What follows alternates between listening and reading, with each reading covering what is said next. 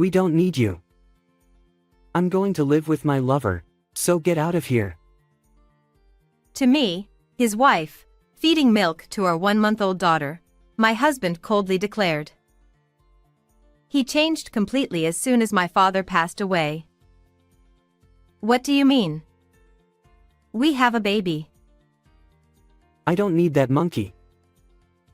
With a cold gaze towards me, my husband forcibly threw me and the baby out into the pouring rain. With no one else to rely on, I found myself trembling in the park, holding the baby.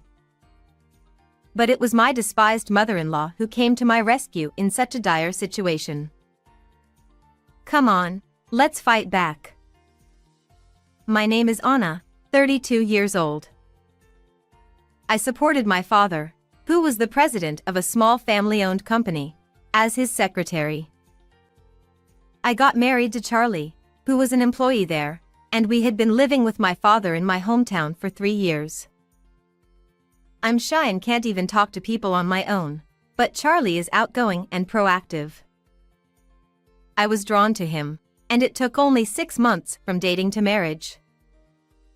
Even after marriage, Charlie was kind, and I was happy.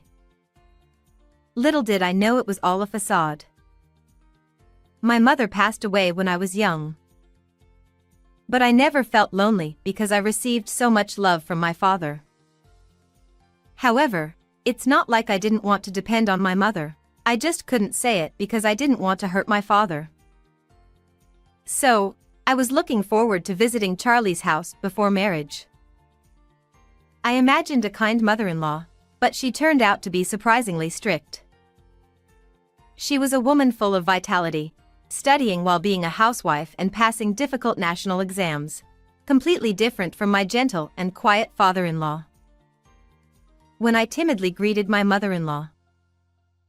Speak louder and clearly. I can't hear you. When I was considering quitting my job to focus on housework. You can't quit.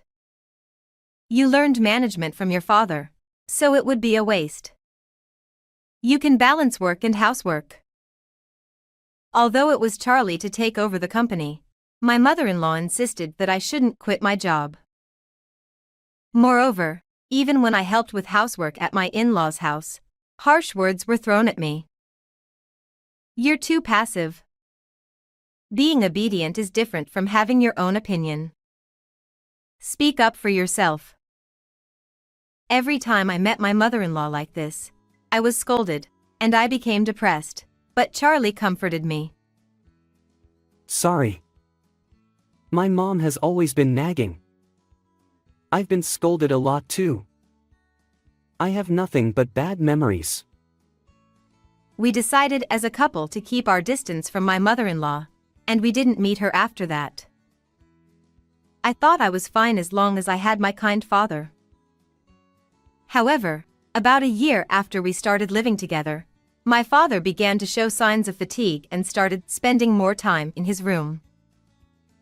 One day, when I returned from shopping, I heard my husband laughing in the living room while on the phone. Really? My dream will come true soon. Just wait for it. Not knowing what he was talking about, I approached my husband from behind and asked, "Who are you talking to? What dream are you talking about?" Then my husband, who noticed me, became startled and raised his voice in a way I had never seen before. Don't eavesdrop on people's phone calls. I hate your lowly behavior. I didn't mean to. I'm sorry. After that, my husband started giving me cold looks when my father wasn't around. Moreover, his language became rough, and he started throwing things whenever he was even slightly displeased. I was puzzled by how different he was from before, and the thought of divorce crossed my mind, but I was pregnant with his baby. Hoping that he would be happy when he found out about the pregnancy, I told him about the baby, but I received an unexpected reaction. Huh? But it's too late to have a baby now. What do you mean? Aren't you happy? I'm not good with kids. I never expected him to say that, and I was shocked. Still, I believed that he would fall in love with the baby's cuteness once she was born. 6 months later, our lovely daughter Olivia was born. When my husband saw Olivia for the first time, his reaction was cold. She looks kinda ugly. But my father was overjoyed. Thank you for showing me such a cute grandchild. You're such a filial child. Even that strict mother-in-law of mine narrowed her eyes and smiled in delight. She's really cute. Innocent and pure. I could watch her forever. I felt so happy that I had given birth to Olivia. However, our happiness was shattered by a terrible event. When Olivia was about to turn 3 months old, my father suddenly passed away. I didn't know it, but my father had been given a year to live about a year ago. Actually, I was told about it because of the business handover.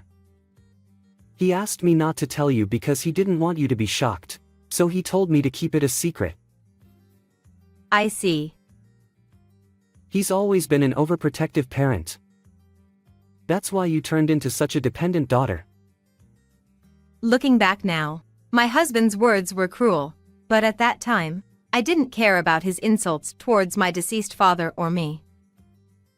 I was filled with regret and shock for not noticing my father's deteriorating health. Instead of me, my husband took care of the funeral. I wonder if Charlie looks so lively because of something. Eventually, my husband began to ignore me and stopped talking to me after my father's funeral. I thought he must be busy because he took over my father's company, but I found out later that wasn't the case. Around the time of my father's memorial service, it was pouring rain due to the aftermath of a typhoon that day. As I was feeding milk to Olivia, a woman I didn't know had entered the house and was wandering around inside. She had heavy makeup on and was wearing a brand-name dress, swaying the hem as she walked confidently. The furniture looks old-fashioned, but it seems to have value as antiques. Plus, it's so spacious here. I like it. Feeling terrified of this woman who intruded into someone else's house and said such things, I cautiously asked her, "Who are you? Are you the wife by any chance? I thought you were the maid." "I'm Gigi." She rudely stared at me from head to toe and burst into laughter. "You've got yourself a plain-looking woman there. No wonder Charlie's had enough." I stood there dumbfounded, unable to comprehend what was happening, when Charlie appeared and embraced Gigi. I don't need you anymore. I'm staying here with Gigi, so get out. "What do you mean? We have a baby." With a cold, sneering glance, my husband replied, "Don't need that monkey either," and tossed in a remark. Although I've never backtalked my husband before, I couldn't stay silent this time. This house is mine. It was given to me by my father. Unfortunately, I've put this house under my name. You're no longer needed here. With those words, my husband threw a divorce form with his name filled in, and forcibly kicked me and the baby out into the pouring rain, locking the door behind us. "What are you doing? Open up. Please." But there was no response from inside the house, so I reluctantly headed to the park to seek shelter from the rain while holding the baby. As we took shelter under the toilet roof, I couldn't help but feel lost about what to do next. However, about an hour later, a woman came with an umbrella to cover me. "I've been searching for you. You're still as weak as ever. Aren't you regretting what happened?" I recognized the stern tone of her voice. It was my detested mother-in-law. Unable to retort, I bit my lip, and tears began to flow uncontrollably. Blinded by my husband's true nature, I had been obedient, not even noticing his infidelity as he took away our home and assets. I was furious with my own incompetence. As my mother-in-law hugged me gently and then encouraged me firmly, I realized she was right. I was indeed a weak and pitiful woman. Anna, be strong for Olivia's sake. Now, fight back. Her unexpected words took me by surprise. And how did my mother-in-law even know about what had happened to me in the first place? My mind was filled with questions, but her question, "Is this how you're going to remain?" prompted me to firmly resolve to fight back. Afterward, my mother-in-law took me to the apartment she rented for work. It was a sophisticated interior, with no unnecessary clutter. She had prepared everything I needed, including clothes for myself and necessities for Olivia. After cleaning myself up in the shower and stepping out of the bathroom, I saw Olivia sleeping peacefully in my mother-in-law's arms. As my mother-in-law gazed at her granddaughter's sleeping face with a gentle look, she began to speak slowly. "This is something I've been worried about. That such a day might come." As she revealed the shocking truth, I felt a burning rage surge through my entire body for the first time in my life. From that day on, fueled by my frustration, I made a firm decision to transform myself, both physically and mentally, as my mother-in-law suggested. I followed her belief that if you present yourself well, you'll be treated well. If you're sloppy, you'll receive corresponding treatment. I went to the salon to tidy up my hair, changed into the high-quality suits my mother-in-law had chosen, and learned how to do my makeup properly. During this time, Olivia was looked after by my father-in-law, giving me plenty of time to focus on myself. Indeed, just as I thought. "Anna, you shine when polished. Look at yourself. Is this really me?" The reflection in the mirror was completely different, but I couldn't help but admit that I looked stunning. With newfound confidence, I headed back to our former home with my mother-in-law. Upon seeing us, Gigi appeared nervous in the presence of the two elegantly dressed women. Who are you both?" I couldn't help but laugh at the formal tone of her voice. "Huh? Charlie's mother and you're Anna?" Once she realized who we were, she hurriedly went to fetch Charlie from the back room, and when he rushed in, he was taken aback by my transformation. "You've become so beautiful. You're unrecognizable. I've come to talk about something important with Charlie." Even my bold declaration took my husband by surprise. I had discarded my weakness. At that moment, my husband turned to look at my mother-in-law standing next to me. "Mom, what's the sudden visit for?" "I'm here today as Anna's lawyer." As it turned out, my mother-in-law was a licensed lawyer. Driven by her anger towards my constantly cheating father-in-law, she had passed the toughest exam on her first attempt. I was grateful to have a strong lawyer on my side and declared to my husband, "I want my father's company and this house back." "What are you talking about now? Everything belongs to me already." My husband snorted arrogantly, but my mother-in-law remained unfazed. "I have a will entrusted to me by Anna's father. According to this, the company and all assets are to be handed over to Anna." In fact, my father, sensing something suspicious about Charlie's behavior hinting at infidelity, had consulted my mother-in-law. Worried about Charlie, who resembled my father-in-law, notorious for his past infidelities, my mother-in-law had a strict upbringing for him. But people's nature doesn't change easily. When my father consulted my mother-in-law about Charlie, she had already gathered evidence of his infidelity through a detective agency. Gigi worked at the bar my husband frequented, and their relationship had started even before we got married. Charlie and Gigi had been scheming to take over my father's company and assets from the beginning. However, because my husband was not showing his true colors, my father had installed surveillance cameras and was sending the footage to my mother-in-law. Knowing that, my mother-in-law came looking for me after seeing me being kicked out of the house. I thanked my father, who had cared for me until his death. But this house is already in my name. It's too late to change it now. You can't change the ownership without my consent.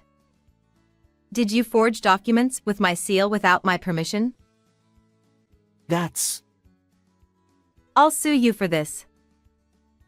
It was at this moment that Charlie finally realized he was cornered and began to beg for forgiveness. Hey, Mom, I'm your son. Are you really going to abandon me for some other woman's sake? Help me out here. You're not the son I raised. Besides, I consider Anna my daughter. She also gave birth to Olivia, who is precious to me. I'm sorry. Mom, you're a lawyer, so you can help me, right? You're apologizing to the wrong person. Besides, even if I help you now, it won't do you any good. You need to face the consequences of your actions yourself. My husband looked lost at my mother-in-law's stern words, then turned to me. Anna, I'm sorry. I took advantage of your kindness. I'll break up with Gigi and let's start over again. It's too late. You've abandoned not only me but also Olivia. I can't trust you anymore.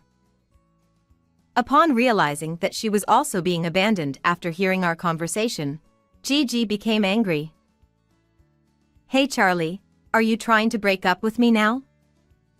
You told me to wait because you have a good cash cow, didn't you? And I even cooperated by pretending to be Anna for the paperwork. Shut up. You're blabbering about unnecessary things. At that moment, Gigi and Charlie began to argue. Continue this at the police station. Please. Spare me the police. I'll return the company and the house. As I watched my husband cling to my feet crying, I couldn't help but feel immature for not seeing through such a man's true nature. Without saying anything in response, I left with my mother-in-law. Afterward, I filed for divorce at the city hall. My husband and Gigi were arrested for forging documents in collusion. My mother-in-law paid the $20,000 in compensation for my husband's infidelity and $100,000 in child support for Olivia upfront. According to my mother-in-law, Charlie would definitely repay her. The $15,000 in compensation I demanded from Gigi was also paid by her family, and I heard that Gigi was cut off by her parents after learning the truth. I started living with Olivia in my parents' house, raising her peacefully. I became close with my mother-in-law, and I admire and emulate her way of life. As for the company, I entrusted it to the vice president whom my father trusted until I return, and I plan to work as the president with the vice president's support once Olivia turns 1. From now on, I'll live by the lesson of my mother-in-law's words: a mother is strong. How was this story? Please subscribe to the channel as well. Well then, see you in the next video.